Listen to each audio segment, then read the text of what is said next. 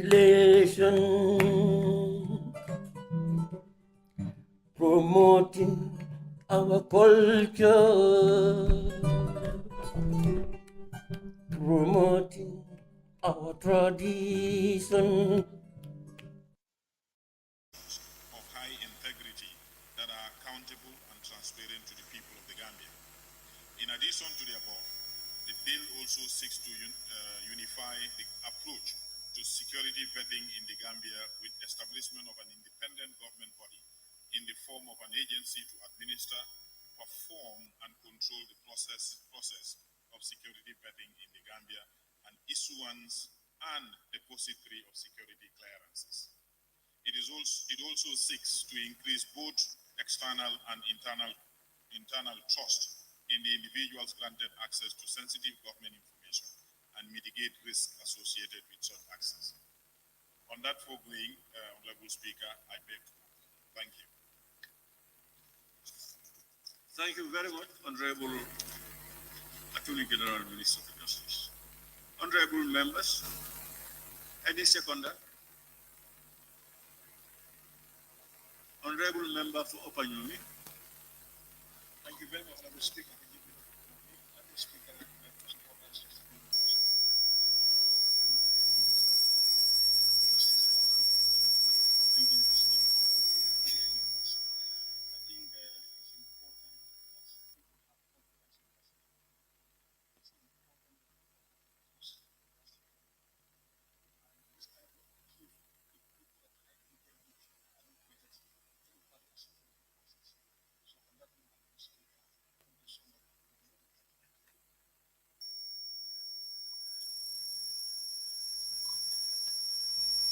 Thank you very much, Honorable Member for Upper Newry. Honorable members, in accordance with Orders 67.1 of the Standing Orders, I will now open the floor for debate on the general merits and principles of the bill. As usual, we have only 1 hour for the debate. Now call upon the Honorable Member for Busumbala. Take the floor. Thank you very much, Honorable Speaker. Thank the Honorable Minister of Justice for tabling this bill. Honorable Speaker, it is undoubtedly that the betting bill is necessary in this one.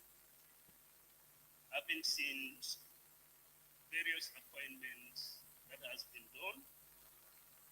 With the coming of this vetting bill will undoubtedly make provision for proper and potential capable individual to hold our offices, particularly the security sectors.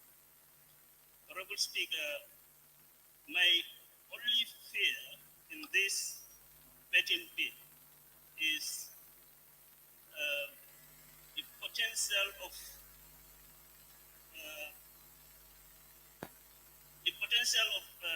discrimination that may be possible. That may be a possible factor of those capable and have the capacity to hold offices, but because of the various steps that has been indicated in the provisions of this bill I believe is too rigid. Like the fact that a potential post holder who has already been in existence of that position may be subject to vetting again. And I may say it, some of these post holders may perceive to be opposition sympathizers, and that can be used. The office, if not clearly stated, their mandate can be used to witch hunt those post holders. Otherwise, it is an important bill, but my fear is the discrimination may be a potential issue that may surface in there. operation. Also, if you look at the objective of this bill, you will also realize that sensitive information, personal information, may be at the may be available, may be furnished to the council, to the vetting authorities, and some of these vetting authorities may also use.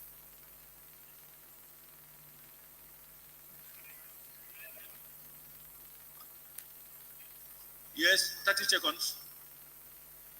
Some of these sensitive personal information may escape from the vetting authorities to third parties. All those need to be a safeguard for the smooth operation of this vetting. But otherwise, I would have said the vetting bill to be referred to the committee for a proper scrutiny so that the provisions that may turn to be discriminatory may be expunged or looked into for possible changes.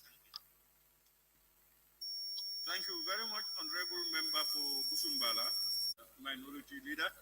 I now invite the Honorable Member for Kiang West.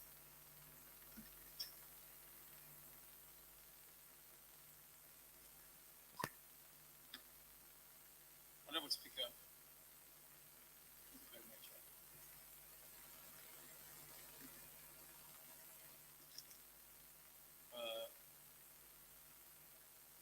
Honorable Minister,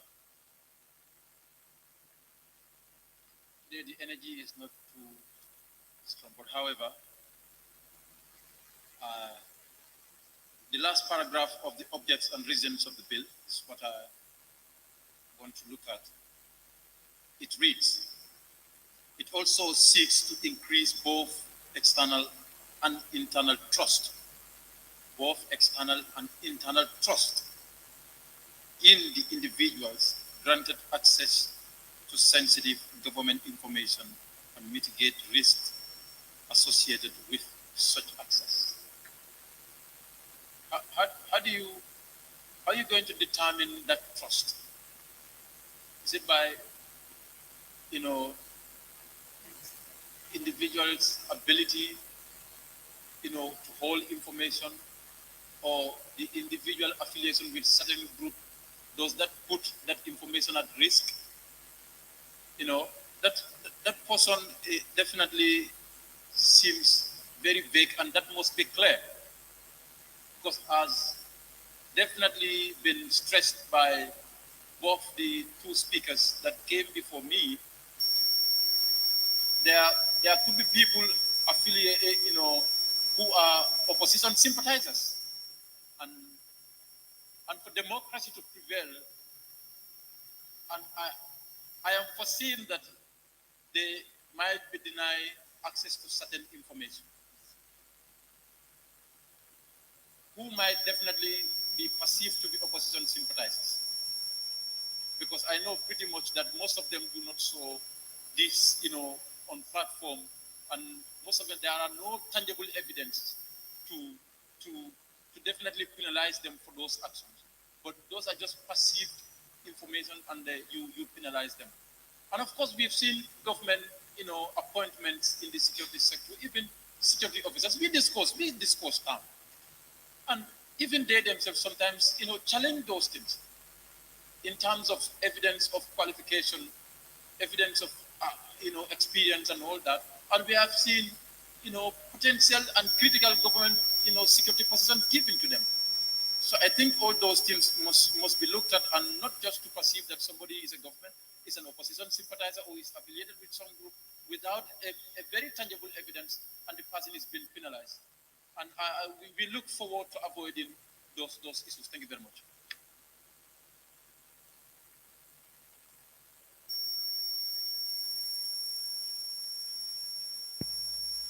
For Kiang West. I now invite the Honorable Member for Upper Fladu West. Yes, thank you so much, Honorable Speaker.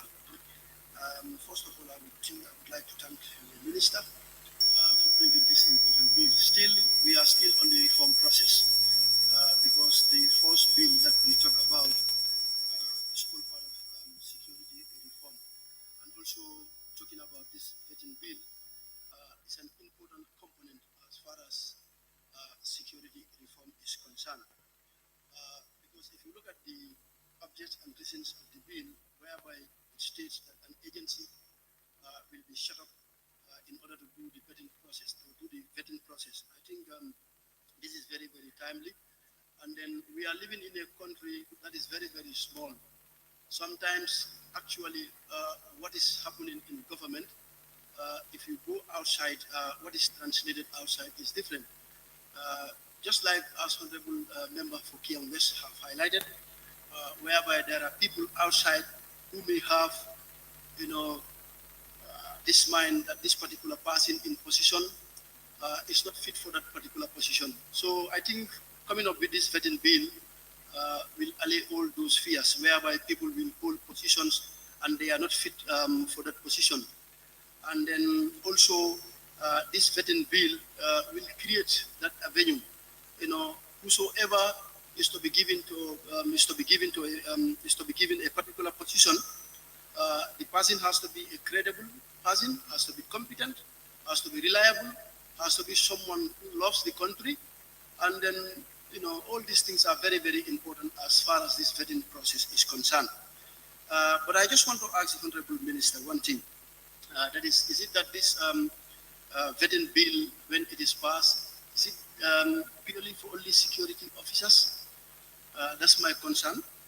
And the other concern that I want to ask, whether when this vetting bill is passed, will it be subjected to retroactive? Because as highlighted by one of the members who said that there are people in position, if this bill comes into law, for example, is it that there will be that retroactive clause to the bill whereby even those in position will still be subjected to vetting? So these are the two questions that I want the Honorable Minister for Justice to shed more light on it. But apart from that, I think this is part of the reform process. When the Barrow administration came to power, these were some of the promises that they made to Gambians, that there will be security reform. And this is very, very important. Whosoever is to hold position as far as security is concerned has to be someone who is reliable, competent, and then loves the country.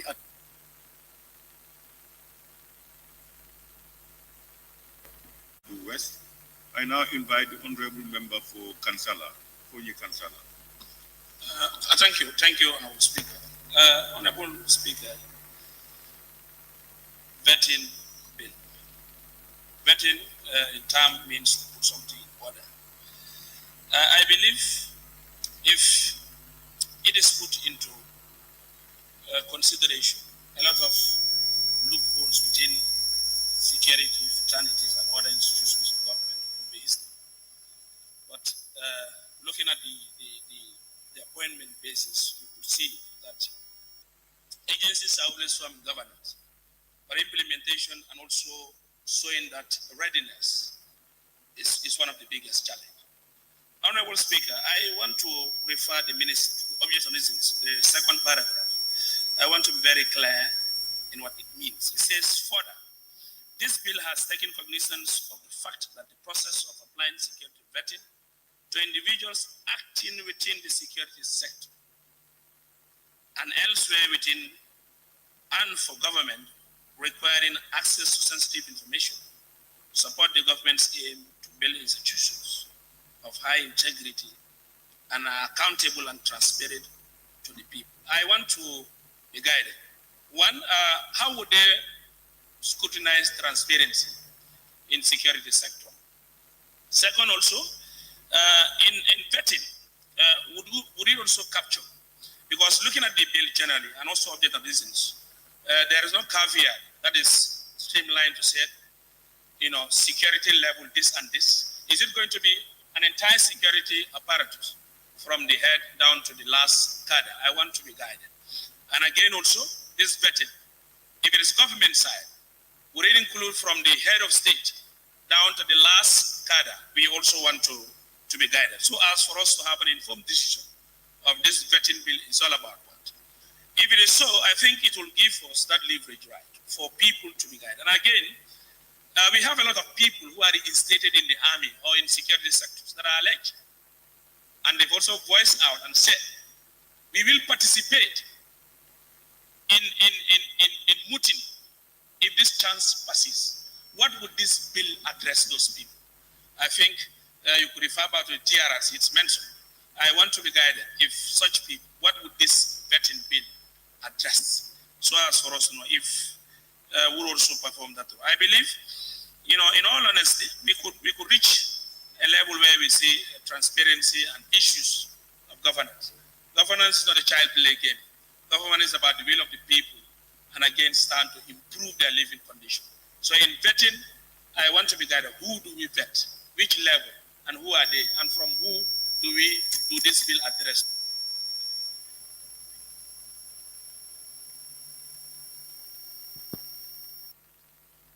Thank you very much, Honorable Member for Funi Kansala.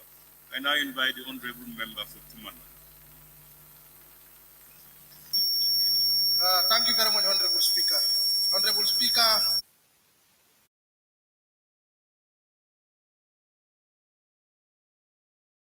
Gambian Talents TV. Gambian Talents TV. Promotion, population, promoting our culture, promoting our tradition,